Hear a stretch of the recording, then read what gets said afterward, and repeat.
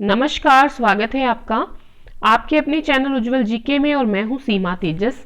आज हम पढ़ने जा रहे हैं भारतीय इतिहास के महत्वपूर्ण बिंदु, जिसके अंतर्गत पहले भारत का नामकरण, इतिहास के जन्मदाता हम कर चुके हैं। आज की वीडियो में प्रागैतिहासिक पुरातत्व के जनक, भारतीय पुरातत्व के जनक और C14 निर्धारण विधि बिलार्ड फ्रैंक लिब्बी को हम पढ़ने वाले हैं। तो प्लीज अंत तक जरूर बने रहिएगा। जो इतिहास है ये आपके लिए बहुत ही महत्वपूर्ण है, तो ये अंत तक इस वीडियो को जरूर देखिएगा।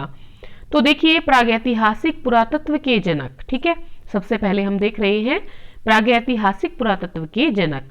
तो देखिए, भारत में पुरापाषाण काल से संबंधित पुरातात्विक खोज को शुरू करने का श्रेय रॉबर्ट ब्रूसफुट को दिया जाता है। बहुत महत्वपूर्ण है। भारत में पुरापाषाण काल से संबंधित पुरातात्विक खोज को शुरू करने का श्रेय किसे दिया जाता है? रॉबर्ट ब्रूसफुट को दिया जाता है।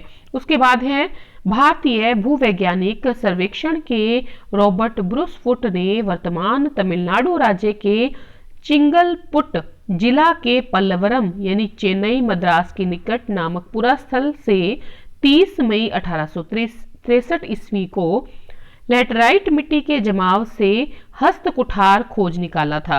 हस्तकुठार किसने खोजा था? रॉबर्ट ब्रूसफुट ने, ठीक है। कहां से? तमिलनाडु राज्य के चिंगलपुट जिले के पल्लवरम से। कहां पड़ता है पल्लवरम? चेन्नई मद्रास के निकट, ठीक है। कब खोजा था? 30 मई 1863 को। रॉबर्ट ब्रूसफुट को भारत में प्रागैतिहासिक पुरातत्व का जनक कहा जाता है। बहुत ही महत्वपूर्ण है। रॉबर्ट ब्रूसफुट को भारत में प्रागैतिहासिक पुरातत्व का जनक कहा जाता है। भारतीय पुरातत्व के जनक की बात करें तो भारतीय पुरातत्व सर्वेक्षण ASI ब्रिटिश पुरातत्व शास्त्री विलियम जोन्स द्वारा 15 जनवरी 1784 को स्थापित Asiatic Society of Bengal Kolkata का उत्तराधिकारी थे, ठीक है। कौन? William Jones. 1788 में इनका पत्र द एशियाटिक रिसर्चेज प्रकाशित होना आरंभ हुआ था और 1814 में यह प्रथम संग्रहालय बंगाल में बना। ASI अपने वर्तमान रूप में 1861 में ब्रिटिश शासन के अधीन सर अलेक्जेंडर कनिंघम द्वारा तत्कालीन वायसराय चार्ल्स जॉन कैनिंग की सहायता से स्थापित हुआ था, ठीक है। तो देखिए, जो हमारा पुरातत्व जो विभाग था, सर्वेक्षण विभाग, उसकी स्थापना का जो वर्तमान रूप हमें देखने को मिलता है वो 1861 में स्थापित की गई थी। किसके द्वारा? सर अलेक्जेंडर कनिंघम के द्वारा। और उस समय जो वायसराय थे वो कैनिंग थे, ठीक है। तो याद रखिएगा। उसके पश्चात है पुरातत्व के क्षेत्र में महत्वपूर्ण योगदान के लिए सर अलेक्जेंडर कनिंघम को भारतीय पुरातत्व का जनक कहा जाता है। बहुत ही महत्वपूर्ण है। फादर ऑफ इंडियन आर्कियोलॉजी, ठीक है। 1944 में जब मार्टिमर व्हीलर महानिदेशक बने तब इस विभाग का मुख्यालय, जो भारतीय पुरातत्व का जो मुख्यालय था, वो रेलवे बोर्ड भवन शिमला में स्थित था। 1944 में कहां पर स्थित था?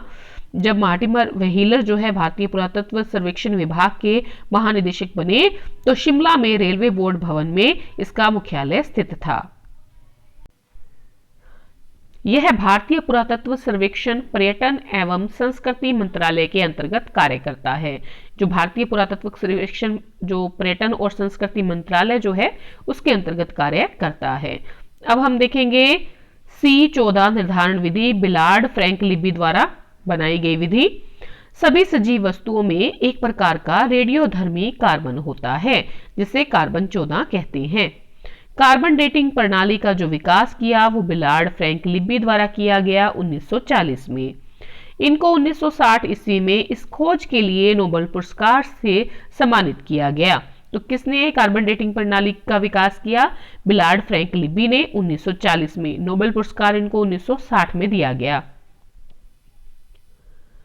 जीवित अवस्था में मनुष्य, पशु पक्षी और पौधे वायुमंडल से कार्बन 14 लेते हैं और उतनी ही मात्रा में रेडियोधर्मिता के कारण उसमें ह्रास भी होता रहता है। मृत होने पर वे नया कार्बन नहीं लेते, परंतु उसे एक निश्चित दर है उससे ह्रास होते रहते हैं, ठीक है, उससे कम होते रहते हैं, ह्रास उनका होता रहता है। किसी वस्तु में निहित कार्बन 14 या C14 की मात्रा को ज्ञात करने की प्रक्रिया को रेडियो कार्बन 14 निर्धारण विधि या कार्बन डेटिंग कहते हैं। जब कोई वस्तु जीवित रहती है तो कार्बन ग्रहण करती है। कार्बन के समस्थानिकों में कार्बन 12 रेडियोधर्मी नहीं होता है, जबकि कार्बन 14 रेडियोधर्मी होता है। जीवित पेड़ पौधों व जंतुओं में C12 और C14 दोनों समान अनुपात में पाए जाते हैं।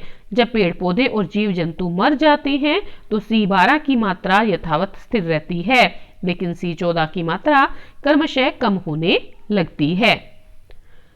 जब वस्तु निष्प्राण हो जाती है तो इसमें विद्यमान कार्बन में आई कमी को मापकर उसके समय का निर्धारण किया जा सकता है, और इसीलिए संभव है क्योंकि C14 का आधा जीवन 5568 वर्षों का होता है। ठीक है, तो C14 का आधा जीवन कब तक का होता है? 5568 वर्षों का।